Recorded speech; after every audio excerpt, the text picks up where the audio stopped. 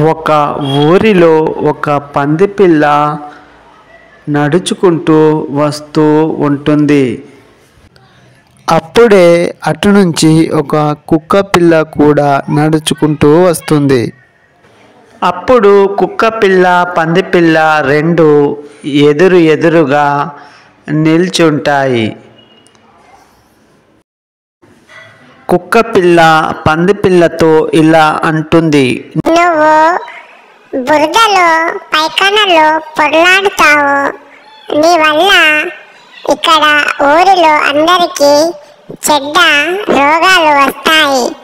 నువ్వు వెంటనే ఈ ఊరు విడిచి అక్కడ అడవిలోకి వెళ్ళిపో, లేదా నేను నిన్ను కరిచేస్తాను అని అంటది.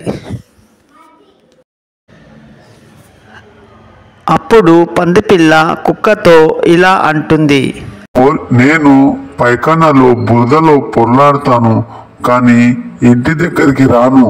కానీ నువ్వు మొత్తము పైకన్న తింటావు, చిన్నపిల్లలు దొడ్డి కూసుంది తింటావు, వాళ్ళింట్లోనే కూసుంటావు, అక్కడ ఇక్కడ నాకుతావు. నీ వల్లనే అక్కడ ప్రజలకు ఇళ్లలో రోగాలు వస్తున్నాయి.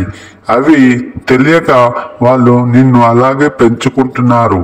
నువ్వు నాకంటే ఎక్కువ డేంజర్ ఉన్నావు.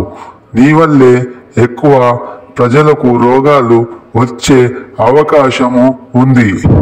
అలా పందిపిల్ల కుక్కపిల్లతో చెప్పి అటు నుంచి మెల్లిగా వెళ్ళిపోతుంది.